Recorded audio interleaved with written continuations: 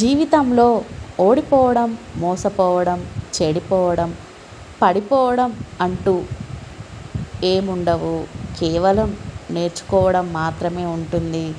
కొందరు ఓడిపోయి ఎలా గెలవాలి అని నేర్చుకుంటారు.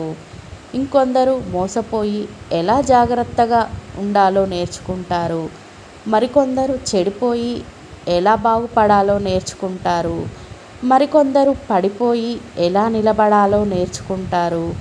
జీవితం అనేది ఒక పాఠశాల మిత్రమా. ప్రశ్న ఏదైనా సరే ప్రేమతో బదిలిస్తే మనం గడిపే ప్రతిరోజు ఇంకొంచెం అందంగా ఉంటుంది. నీ పరిస్థితిని ఎప్పుడు ఎవరు ఆలోచించరు. నీ పలకరింపును మాత్రమే గుర్తుపెట్టుకుంటారు. అది మనిషి సహజ స్వభావం. కాకి, కోయిల రెండూ అరుస్తాయి. కానీ కాకిది గోలంటారు, కోయిలది పాటలంటారు. ఆలోచించు ఎందుకో. బదులిచ్చే విధానంతో సగం ప్రపంచాన్ని గెలిచేయొచ్చు. ఇంట్లో వాళ్ళ ఆలోచన: అబ్బాయికి పెళ్లి చేస్తే బాగుపడతాడు. పెళ్లి చేశాక మా అబ్బాయి చాలా మంచోడు, కానీ పెళ్ళయ్యాకే పూర్తిగా మారిపోయాడు. పరిస్థితులు చూసేవారికి ఒకలాగా, అనుభవించేవారికి ఒకలాగా కనిపిస్తాయి. అనుభవించేవారికి ఉన్నంత బాధ చూసేవారికి ఉండదు.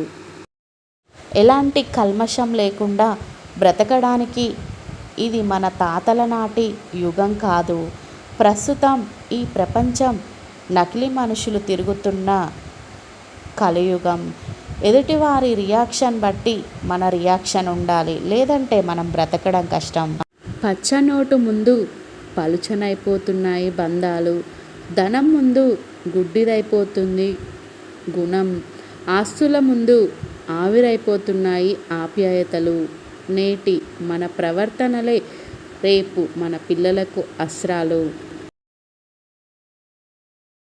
ఎదుగుతున్న వానికి చెయ్యి అందించు, అప్పుడే నీ ఎదుగుదలకు ఇంకొకడు సహాయం చేస్తాడు.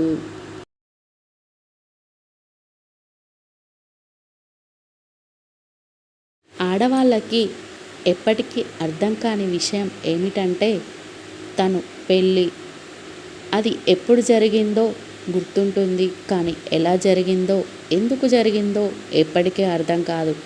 ఎందుకంటే పుస్తకాలు చదివే వయసులో పెళ్లి చేసేస్తారు. కలలు కనే వయసులో పిల్లల్ని కనేస్తారు.